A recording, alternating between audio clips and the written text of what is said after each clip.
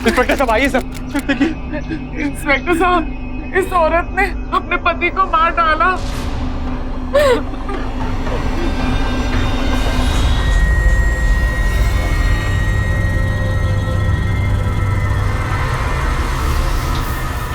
Forensic team को बुलाओ। जी। ले चलो इसे।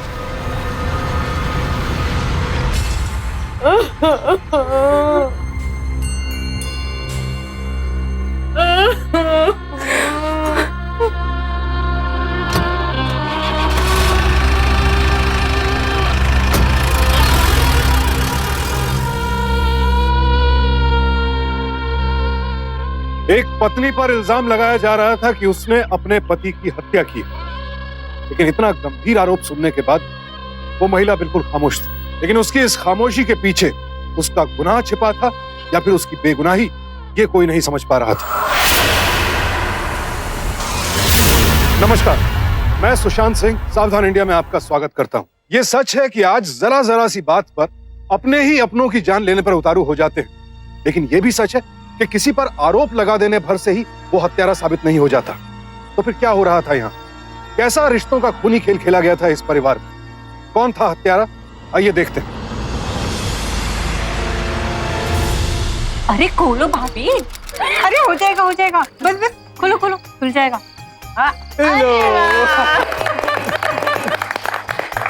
चलो भाई, अब आपका नंबर। ओके।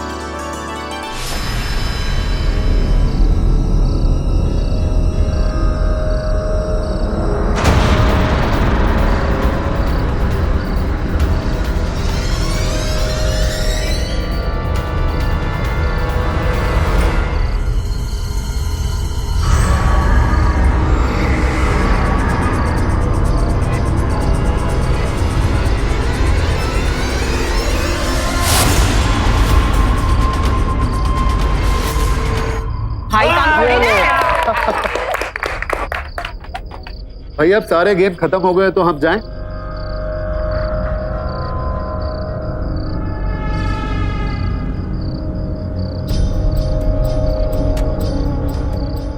अब चलो चलो, अब सारी गेम खत्म हो चुकी है।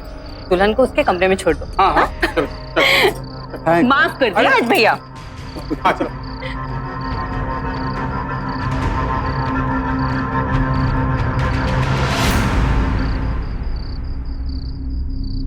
क्या हुआ माँ? ये देख क्या हुआ है हमारे साथ। निशा के घर वालों ने धोखा किया है। धोखा? वो निशा का बाप हमें 10 लाख रुपए देने वाला था ना, उसने उस 10 लाख रुपए की एफडी कराई है, वो भी अपनी बेटी के नाम पे। और जमीन देखो, कागजात देखो, ये भी उस निशा के नाम पे है। धोखा दिया है उसके घर वालों ने हमें। सब कुछ अपनी बिटिया के नाम पे करा दिया। तुमने तो कहा था जो कुछ भी हमने कहा है वो सब कुछ दे दिया उन्होंने। अब जाके तुमने फेरे होने दिए थे, फिर ये सब क्या है? और वो शिखा के बाप ने मुझे बोला कि इतना कैश ले जाना रिस्की होगा तो एफडी करा देता हूँ। तो मैंने बोला ठीक है कर दो। मुझे भी ऐसा लगा कि संजय के नाम पे होगी एफडी। अच्छी तरह से जानती हूँ कि गलती उनकी नहीं तुम्हारी होगी। पड़े होंगे पी के कहीं टुल। माँ जी थोड़ी भूल हो गई इस बार। निशा के घर वालों ने दहेज के नाम पे हमारी खूनी पे गुड़ लगाया, तो हम भी उनकी बेटी को दुल्हन ही बने रहने देंगे। दुल्हन से पत्नी वो कभी नहीं बन पाएगी, कभी नहीं।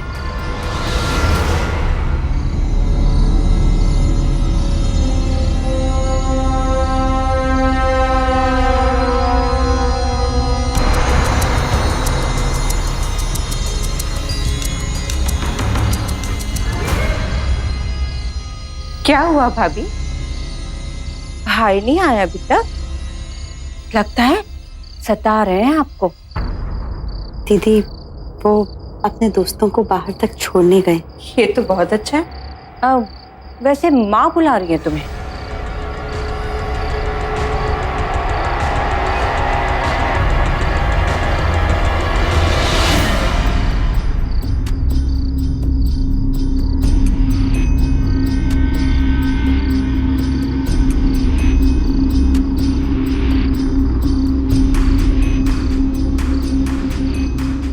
माँ जी,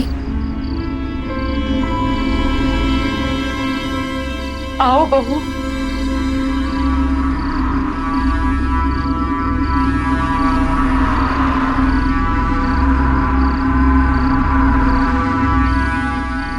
जी माँ जी, आपने मुझे बुलाया?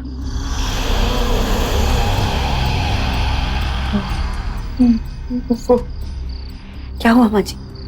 मुझसे बहुत बड़ी गलती हो गई। मुझे तेरी और संजय की शादी नहीं करवानी चाहिए थी। ये आप क्या कह रही हैं माँ जी? बेटा, हमने ये शादी अपने कुल गुरु के आज्ञा के बिना करवाई थी। अभी अभी फोन पे उनसे बात हुई। वो कह रहे कि ये शादी सही मुहूर्त में नहीं हुई है।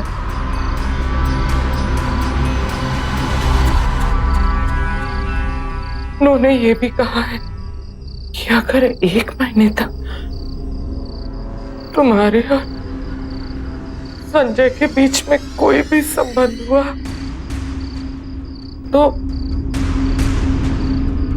तो मेरा बेटा, उसकी जान को खतरा है बेटा।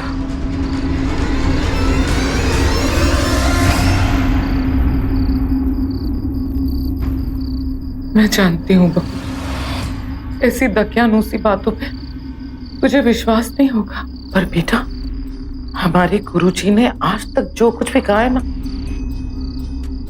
हमेशा सही हुआ है।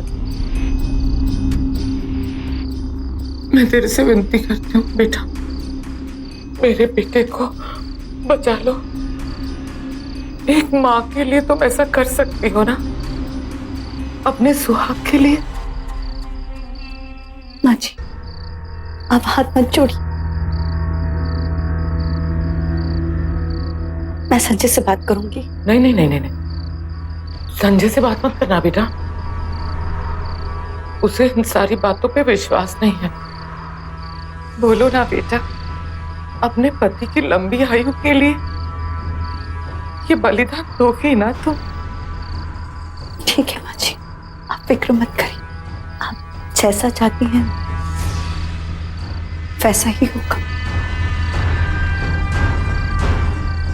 खुश रहे बेटा, सदा सुहागिन रहे।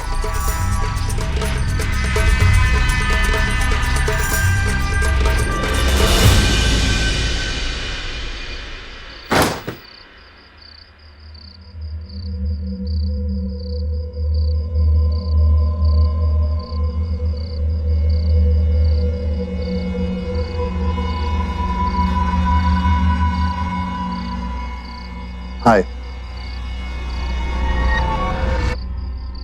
निशा,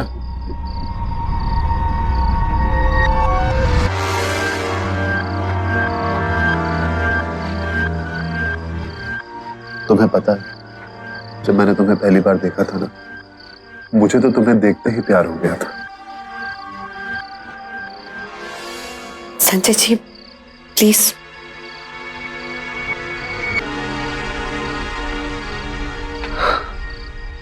निशा, is everything all right?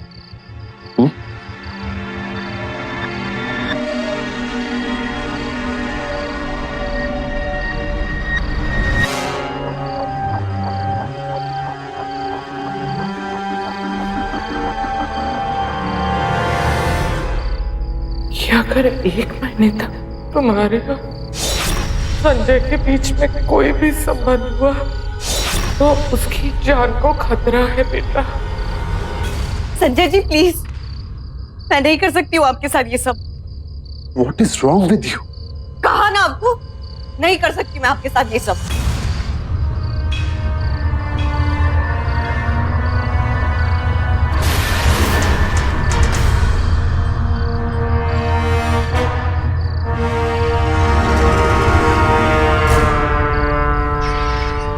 सुहागरात की बैंड बज गई।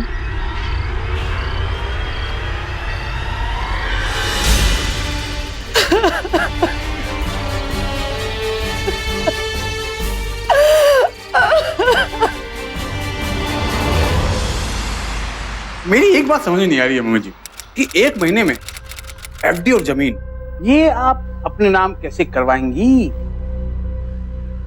1 महीना नहीं, 1 हफ्ता। मैं उस निशा को ऐसा घुमाऊंगी कि उसके बाप ने उसके नाम पे जो कुछ भी रखा है ना, वो 1 ही हफ्ते में मेरे नाम कर देगी। अच्छा? बस किसी तरह से उसके बाप तक ये बात पहुंच जाए कि उसकी लाडली बेटी दुल्हन तो बन गई, पर बेचारी पत्नी नहीं बन पाई। अच्छा, ये बात संजय तक नहीं पहुंचनी चाहिए। मेरा बेटा अपने बाप की तरह उसूल वाला है। अरे उसूल वाले तो हम में है मम्मी जी, पर उसके उसूल अलग है, हमारे अलग है। हाँ बिल्कुल चिंता मत कीजिए।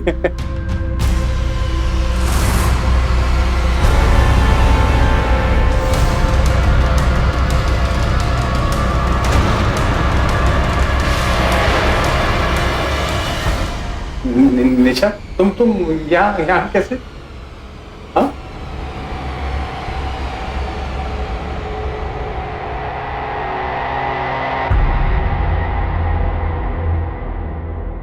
वाह मम्मी जी, तो आपकी आस्था अपने गुरुजी के लिए नहीं, दहेज के लिए। चलो अच्छा है, तुझे सारी सच्चाई पता चल गई। अब एक बात अच्छी तरह से समझ ले, अगर तुझे इस घर में रहना है ना और अपनी शादी को बचाना है, तो तेरे बाप ने जो कुछ भी तेरे नाम पे किया है वो सब कुछ तू मेरे नाम पे कर, समझ गई?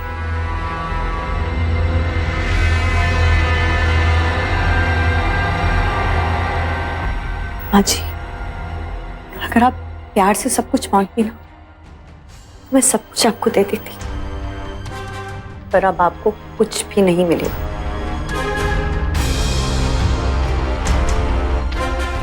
मैं भी देखती हूँ आखिर कब तक आप एक पत्नी को अपने पति से अलग रख पाती।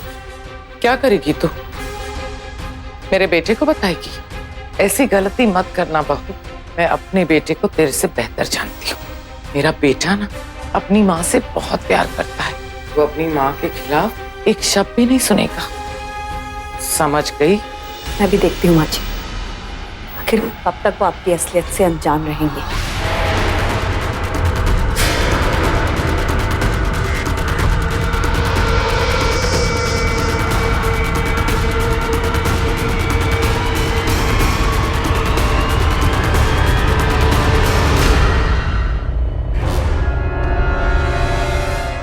मम्मी जी, आपकी बहू तो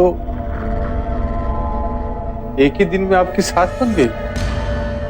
अपने ही बेटे और बहू की जिंदगी के साथ खिलवाड़ कर रही थी दामिनी, सिर्फ दहेज के लिए। दहेज न सिर्फ एक कानूनी अपराध है, बल्कि हमारे समाज के लिए भी एक बहुत बड़ा कलंक है। और ऐसी सोच रखने वाले लोगों की हम कड़े शब्दों में निंदा करते हैं। एक माँ, एक सास दहेज के लिए हर संभव साजिश रच रही थी। उसका बेटा दहेज प्रथा का विरोधी था, लेकिन दामिनी के लालच ने बेटे की आवाज को भी दबा दिया। आखिर दामिनी की ये दौलत की हवस उसके परिवार को कहां लेकर जाएगी? हेलो, हाँ माँ, मैं बोल रही हूँ। अरे मेरा बच्चा, कब से तेरे फोन का वेट कर रही हूँ। कैसी है तू? मैं बिल्कुल ठीक हूँ, बल्कि मैं तो बहुत खुश हूँ। सब लोग यहाँ पर मेरा बहुत ख्याल रखते हैं। तेरी आवाज से तू खुश नजर नहीं आ रही। नहीं माँ, ऐसी कोई बात नहीं। माँ, मैं आपको बाद में कॉल करती हूँ। अरे सुन तो सही। जी सुनिए, ये एफडी और प्रॉपर्टीज पापा ने मेरे नाम पे की। आप कल मुझे बैंक और कोर्ट ले चली, हम सब कुछ पाजी के नाम पर कर देंगे। निशा, तुम इतना अजीब बिहेव क्यों कर रही हो? इन सब की वजह आपकी माँ है, वही चाहती है कि मैं सब कुछ उनके नाम पर कर दूं। देखो निशा, तुम्हें जो कुछ कहना है मेरे बारे में कह सकती हो, लेकिन अगर मेरी माँ के बारे में कुछ भी कहा ना, तो मैं ये बर्दाश्त नहीं करूंगा।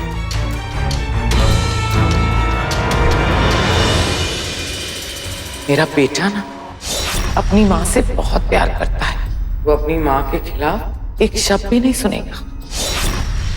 सुनिए, I'm sorry, प्लीज मुझे माफ कर दीजिए। धनी, मैंने क्यों माँ जी के बारे में ऐसा सोचा? मैं परसों रात के लिए भी बहुत शर्मिंदा हूँ। प्लीज मुझे माफ कर दीजिए। पता नहीं निशा तुम्हें क्या हो गया। देखो मैं नहीं जानता कि तुम मेरे बारे में।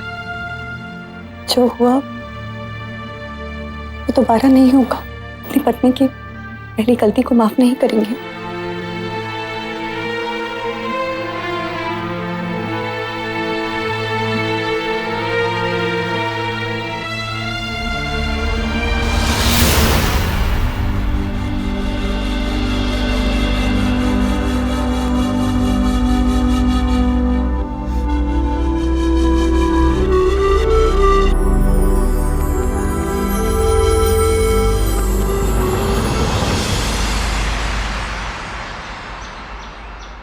Good morning mummy ji. Good morning दीदी। Good morning Jiya ji. Good morning. दीदी वो झाड़ू और डस्टबिन कहाँ है? वो वहां रखा है। तो ऐसा क्या हुआ जो इतनी सुबह सुबह तुम्हें झाड़ू और डस्टबिन चाहिए? दरअसल कल रात को ये और मैं साथ में थे। अब मैं कैसे बताऊं आपको, मेरी कुछ चूड़ियां टूट गई और आप तो जानते ही हैं कि टूटी हुई चूड़ियां बहुत चुभ सकती है ना मम्मी जी?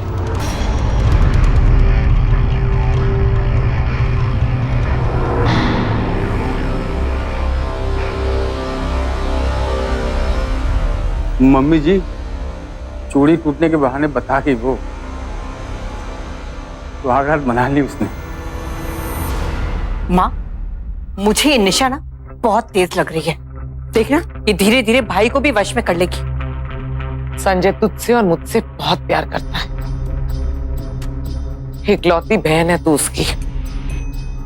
तुझे दुख में वो देख नहीं पाएगा।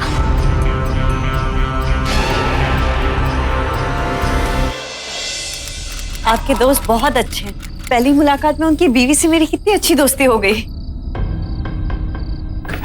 मम्मी जी क्या? आगे आगे आगे शुरू हो जाओ। चलो चलो। हम ऐसा करते हैं कि अगले शनिवार को उन्हें अपने घर पे डिनर पे बुला लेते हैं। मैं क्या करूं? हाँ? मैंने जो बोल दिया वो पत्थर की लगी है। माँ देख लो कैसे बोल रहे हैं। ऐसे कोई बात करता है कि अपनी पत्नी से? तुमने जो मेरे साथ धोखा किया उसका क्या करूं मैं उसका? ये सब क्या हो रहा है? कैसा धोखा दिया मेरी बहन? देखो ना बेटा, दामाद जी कह रहे हैं कि जब तक हम इन्हें दहेज के 10 लाख रुपए नहीं देंगे तब तक ये शिखा को घर नहीं ले जाएंगे। दहेज 10 लाख रुपए? जीजा जी आपकी शादी को 1 साल हो चुका है और बिन मांगे ही हम आपको इतना कुछ दे चुके हैं, तो फिर से ये दहेज की बात कहां से निकल के आ गई? अरे मैं तो एक शरीफ आदमी हूँ जो 1 साल से चुप हूँ, लेकिन शिखा ने खुद मुझसे कहा था कि तुम्हारी शादी में जो दहेज मिलेगा उसमें से तुम खुद 10 लाख अलग से हमें दोगे। और सुनो, अगर तुम चाहते हो कि मैं शिखा को अपने साथ रखूं तो पैसों के साथ ही उसे मेरे घर भेजना, वरना समझ जाओ। अरे सुनिए तो मिल जाएगा। भाई दे देंगे आपको पूरे 10 लाख देने के बाद। संजय तुमसे बहुत प्यार करता है, दे देगा 10 लाख रुपए। हाँ, रोना बंद कर बेटा, रोना बंद कर।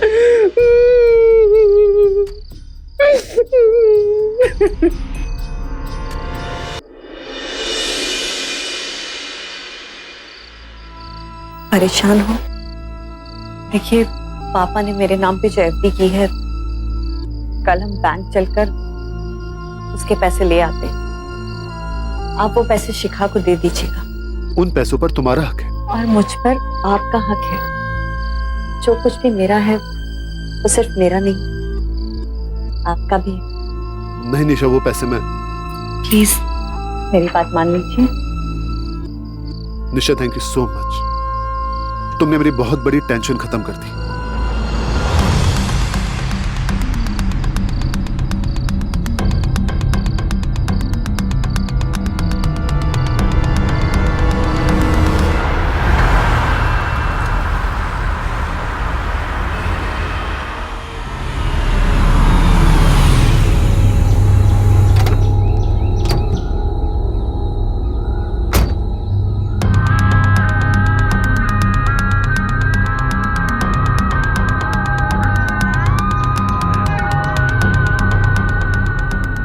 पैसे लेके आ रहे हो लोग। वो तो आना ही था। आज तक मेरी कोई चाल नाकामयाब हुई है? अरे मम्मी आपकी चाल तो कमाल है। मेरी फैन हूँ।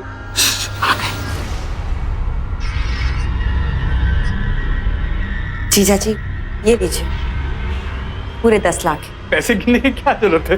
फिर भी तुम बोल रही हो तो ये नहीं लेता हूँ, कोई बात नहीं। और क्या गिनता हूँ? आप इस पे साइन कर दीजिए। क्या लिखा है इन कागजों में? इस पर यह लिखा है कि ये 10 लाख रुपए लेने के बाद तुम शिखा को दहेज के लिए कभी तंग नहीं करोगे। हाँ?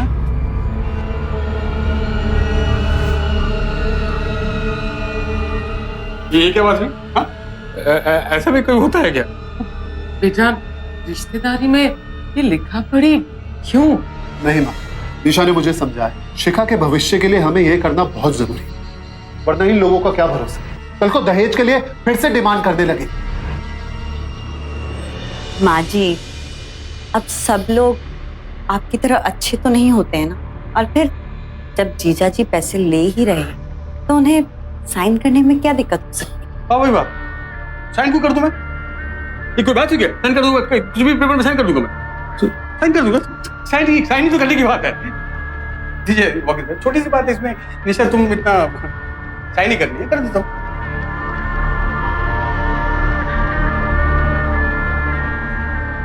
जी आप आ जाइए। ये लीजिए।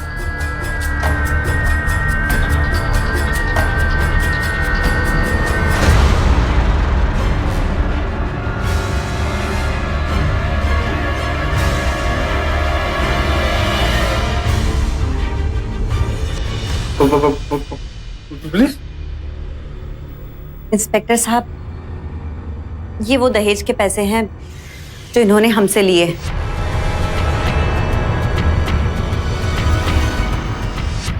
और ये रहा इसका लिखित सबूत।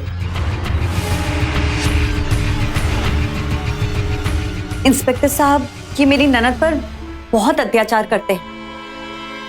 जब से शादी हुई है आए दिन उन्हें दहेज के लिए परेशान करते रहते हैं। ले चलो इसे। क्या बात? छोड़ो यार, क्या क्या कर रहे हो सर? अब शिखा, मैं कब परेशान किया तुझे? कब किया परेशान? बोलने इसको, क्या क्या क्या बोले जा रही है निशा? मम्मी जी आप तो कुछ बोल ही नहीं रहे। अरे मैंने कोई दहेज नहीं लिया यार। सच बात तो ये है कि दहेज की मांग इन दोनों की थी, इनके बाप से पैसे हड़पने के लिए, और मुझे फंसाया जा रहा। क्या तरीका ये? शिखा तू तो कुछ बोल यार। हाँ इंस्पेक्टर साहब, इन्होंने दहेज के लिए डिमांड किया था। हाँ?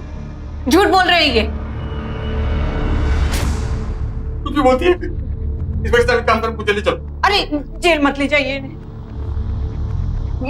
भाई, भाई ऐसा मत करो, इन्होंने कुछ नहीं किया, इन्हें माफ कर दो। क्यों तमाशा बना रहे हो बेकार में? हाँ छोड़ दो इन्हें, माफ कर दो ना भाई। दीदी, हम इन पर से केस वापस ले सकते हैं अगर ये लिख कर दे कि अभी कभी भी आपको दहेज के लिए परेशान नहीं करेंगे। हाँ ठीक है ना, हाँ, मैं तैयार हूँ। कहाँ साइन करना मैं तैयार हूँ। मैं कभी परेशान नहीं करूंगा मेरी वाइफ को, ये मेरी अच्छी गलती है।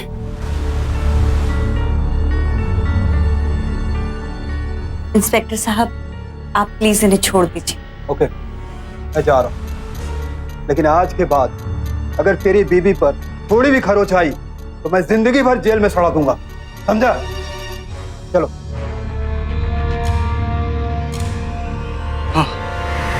निशा, ये पैसे जाकर अपने एफडी अकाउंट में वापस डाल दो। इतना पैसा घर में रखना ठीक नहीं। आइए वकील साहब, मैं आपको छोड़ देता हूँ।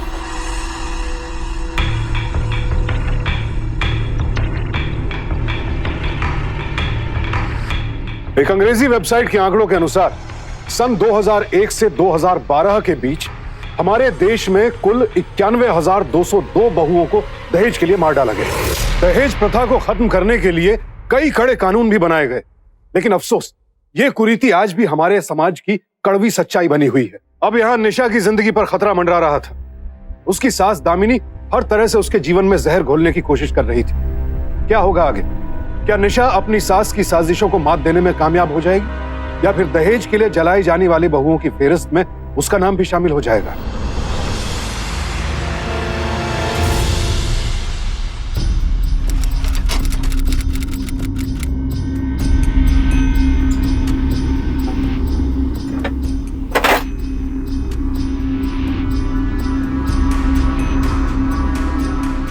बहू अपनी पूज्य सास के लिए एक कप चाय बनाते। जी माँ जी, अभी लाई। फिर मेरी प्यारी बहू आएगी, लाइटर उठाएगी, गैस को जलाएगी और भम।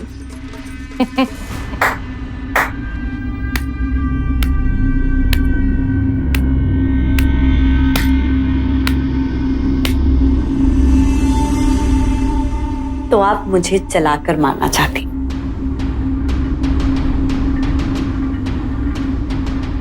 वो क्या है ना माँ जी के ये सब बहुओं को जलाकर मारने के तरीके ना बहुत पुराने हो चुके हैं, आपके जमाने के। इस हद तक गिर गई कि मुझे जलाकर मारना चाहती हैं। अब मुझे संजय को सब कुछ बताना पड़ेगा। तू मेरे बेटे को मेरे खिलाफ भड़काएगी, फोन करेगी उसे? मैं बता के रहूंगी उनसे आपके बारे में। तेरी बातों पे भरोसा ही नहीं करेगा। फोन छोड़िए छोड़िए मुझे।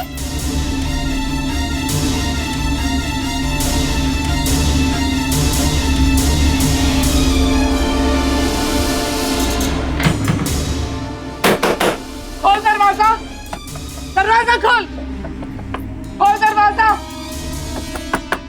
दरवाजा खोल। देखती हूँ आज तुझे मुझसे कौन बचाता है। Hello hello Sanjay ji, please आप जल्दी से घर आ जाइए। माँ जी मुझे जलाकर मारना चाहती है। मैं सच बोल रही हूँ संजय जी, प्लीज जल्दी से घर आ जाइए प्लीज।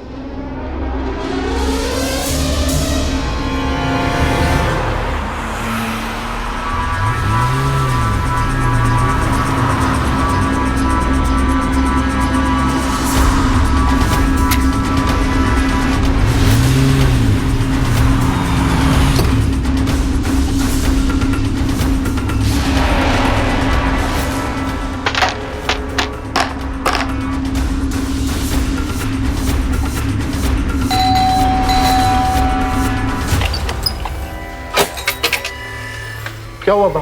पता नहीं, सुबह से बहुत अजीब सा बिहेव कर रही है। हाय हाय, कोई बचाओ। हाँ? मेरी बहू मुझे जला हाँ? के मारना चाहती है। बेटा कोई है? अरे बचाओ मुझे। हाँ, दरवाजा खोलिए। बेटा। हाँ?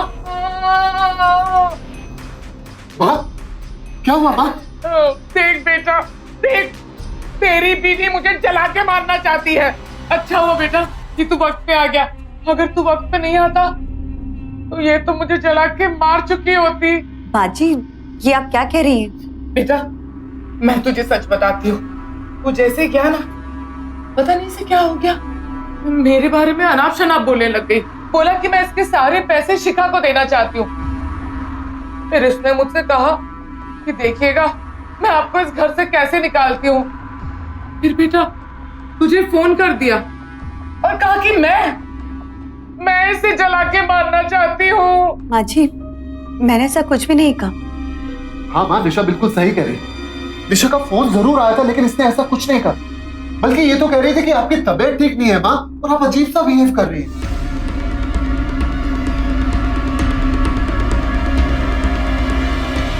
देखती हूँ आज तुझे मुझसे कौन बचाता है। हेलो संजय जी, आप जल्दी से घर पे आ जाइए। माँ जी मुझे जलाकर मारना चाहती है। मैं सच बोल रही हूँ संजय जी, प्लीज जल्दी से घर आ जाइए प्लीज। हेलो, हाँ संजय जी, आप प्लीज जल्दी से घर पे आ जाइए। माँ जी को पता नहीं क्या हो गया, बहुत अजीब सा बर्ताव कर रही है। आप प्लीज जल्दी आ जाइए। हाँ, ये तो क्या कह रहा है बेटा? सच कह रहा हूँ माँ। पागल हो गया? अरे मैंने अपने कानों से सुना कि ये तुझे फोन करके कह रही थी कि मैं इसे जला के मारना चाहती हूँ। हाँ, मेरा विश्वास कीजिए, निशा ने ऐसा कुछ नहीं कहा। तो क्या मैं पागल हो गई हूँ? माँ जी, मुझे लगता है कि माँ जी की दिमागी हालत ठीक नहीं। हमें जल्दी से नहीं किसी अच्छे दिमागी डॉक्टर को दिखाना चाहिए। दिमागी डॉक्टर को दिखाना चाहिए? तुझे दिखाना चाहिए। मैं पागल नहीं हूँ, पागल तू है। सुना तूने?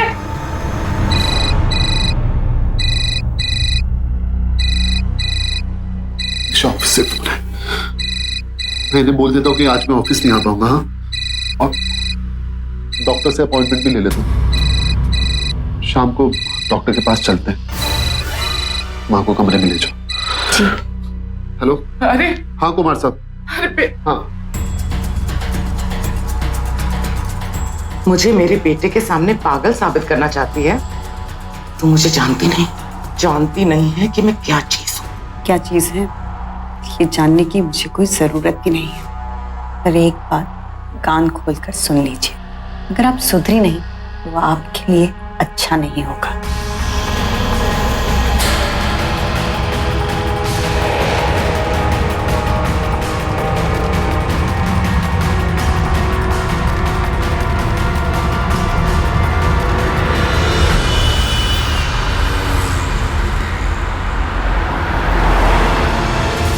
निशा प्लीज जल्दी कर दो, मैं ऑफिस के लिए लेट हो रहा हूँ यार।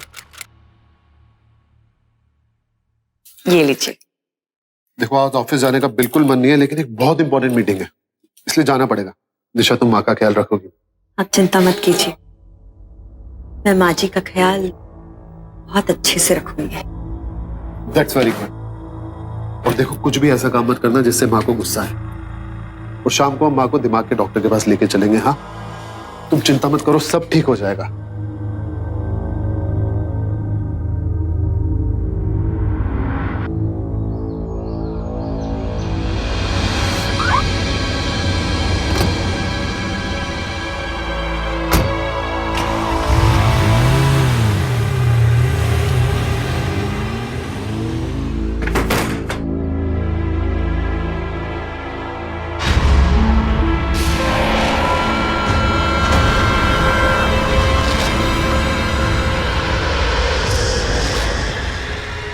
तो मेरे बेटे के सामने तू मुझे पागल साबित करना चाहती है?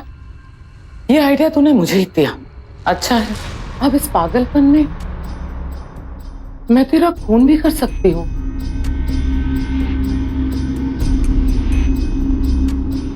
मम्मी जी डर गई? अगर तू चाहती है ना कि मैं तेरा खून नहीं करूं तो अपने बाप को फोन लगा और बोल जो कुछ उसने तेरे नाम किया है ना वो सब कुछ मेरे नाम करते। फोन लगाती है? Mummy ji please. लगाती हूँ।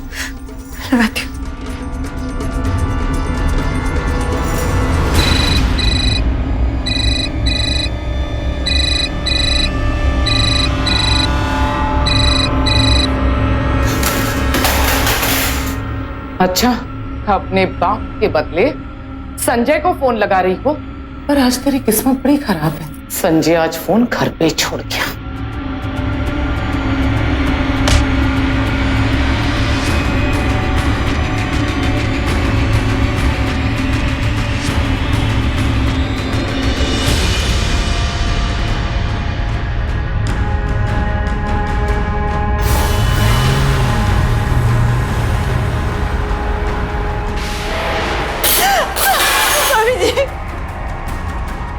आज तो तू गई, घर में कोई भी नहीं है। मम्मी जी आप क्यों कर रही है ऐसा? मम्मी जी अपने बेटे की गृहस्थी क्यों बर्बाद कर रही है?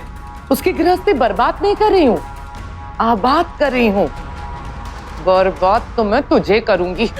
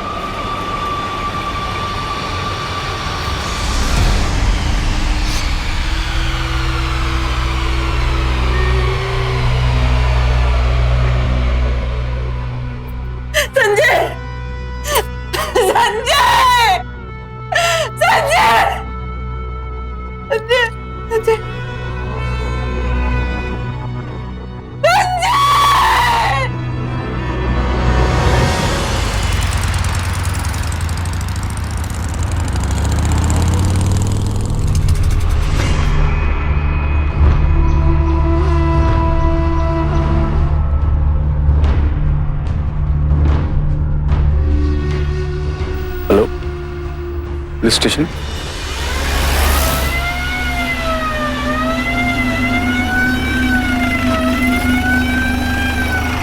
इंस्पेक्टर साहब आइए सब। देखिए इंस्पेक्टर साहब, इस औरत ने अपने पति को मार डाला।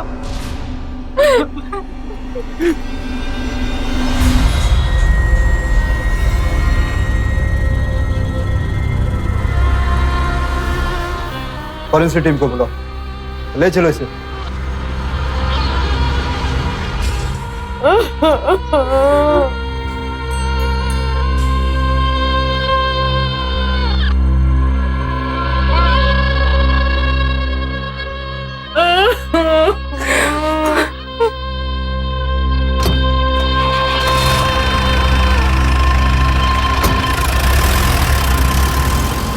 इंस्पेक्टर साहब, मेरी बेटी सदमे में, वो कुछ बोल नहीं रही है, लेकिन वो अपने पति का खून कर ही नहीं सकती। उसके हाथ पे खून लगा है, कपड़ों पर भी खून लगा है, और जिस चाकू से उसके पति का मर्डर हुआ है उसके पास पाया गया है। शाम तक रिपोर्ट आ जाएगी, सारा पिक्चर क्लियर हो जाएगा। वैसे भी और उसके सास का भी कहना है कि उसके आंखों के सामने ही मर्डर हुआ है। उसके साथ झूठ भी तो बोल सकती है। मेरी बेटी ऐसा कर ही नहीं सकती। निशा को जब से गिरफ्तार किया गया है वो कुछ नहीं बोल रही है, बिल्कुल चुप्पी साधी हुई है। आप कोशिश कीजिए अगर कुछ बोल ले।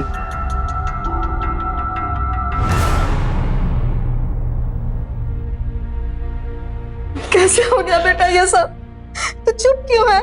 इंस्पेक्टर साहब को कुछ बोल क्यों नहीं रही है बेटा? बोलो ना बेटा। बेटा, हमें मालूम है कि तुमने ऐसा कुछ नहीं किया, लेकिन जब तक तुम बोलोगी नहीं, आगे कैसे पता चलेगा कि ये सब किसने किया है? मैं तेरे आगे हाथ जोड़ती हूँ बेटा, कुछ तो बोल, बोल कुछ। बोलो बेटा, किसने मारा तुम्हारे पति को? ननद के पति माधव ने।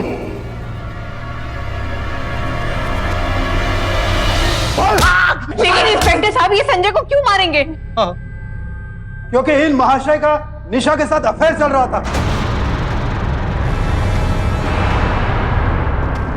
जो कि निशा ने कबूल किया है। संजय का मर्डर इसी ने किया। बिल्कुल गलत बात सर। अरे निशा, निशा क्या क्या बके जा रही तू? क्या बोली तू इंस्पेक्टर साहब को? क्या तू बोल, सच बोल, क्या है? माधव, कबूल कर लो। हा? देखो, खुद कबूल करोगे तो फांसी से बच जाओगे, बस उम्र कैद होगी। और अगर नहीं कबूल किया तो फांसी पक्की है। मैं मरना नहीं चाहती, इसलिए मैंने सब मान लिया। तुम भी मान लो।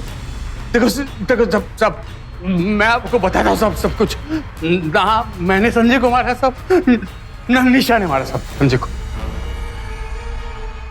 चल में सब संजय का जो खून है ना सब, उसकी मां ने किया उसको।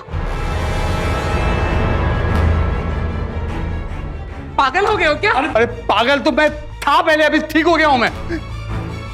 ये सीखा इंस्पेक्टर साहब को सब कुछ बता दे। तेरी ये इस पैसे की लालच में अपने बेटे को मार दिया, तुझे क्या छोड़ेगी वो? तुझे ही मार देगी। बोल बोल बोल बोल, अरे बोल ना।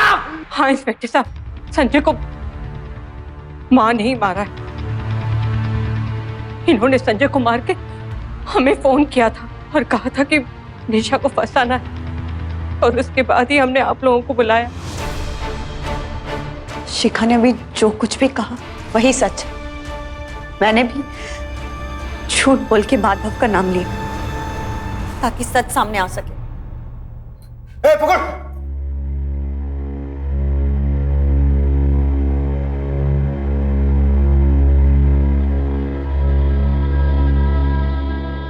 मैं आपको क्या मारूं? आपको तो किस्मत ने खुद बहुत जोर से तमाचा मारा है। बेटा नहीं रहा, बेटी ने भी साथ छोड़ दिया, और जिस पैसे के लिए आपने सब कुछ किया वो भी आपको नहीं मिला। सारी जिंदगी जेल में बिताइएगा। निशा की सास उस पर लगातार अत्याचार करती रही। निशा पर अपने पति की हत्या का झूठा आरोप तक लगा दिया गया, लेकिन इसके बावजूद निशा टूटी नहीं, उसने हिम्मत नहीं हारी और पूरी सूझबूझ और हौसले के साथ अपराधियों को उनकी उचित सजा दिलवाई। निशा को दहेज के लिए प्रताड़ित करने के लिए दामिनी को आईपीसी के सेक्शन 498A और अपने बेटे की हत्या के लिए सेक्शन 302 के तहत 12 साल कैद की सजा सुनाई गई। वहीं शिखा और माधव को भी निशा को दहेज के लिए तंग करने के जुर्म में सेक्शन 498A के तहत 7 साल कैद की सजा सुनाई गई। सभी माँ बाप यही चाहते हैं कि शादी के बाद उनकी बेटी हमेशा खुश रहे और अपनी इसी कोशिश में वो लड़के वालों की हर नाजायज मांग को पूरी करते चले जाते हैं। जरा सोचिए, जो लोग दहेज के नाम पर बड़ी बेशर्मी के साथ अपने बेटे का सौदा कर सकते हैं, वो आपकी बेटी के साथ क्या सलूक करेंगे। इसलिए बेहद चौकन्ने रहें दहेज मांगने वाले लोगों से। तो सावधान रहें, सतर्क रहें, सुरक्षित रहें। इसी प्रार्थना के साथ अब मैं सुशांत सिंह आपसे विदा लेता हूं। फिर मुलाकात होगी ऐसी एक और सत्य घटना के साथ। देखते रहें सावधान इंडिया, फाइट बैक नाउ। तो सावधान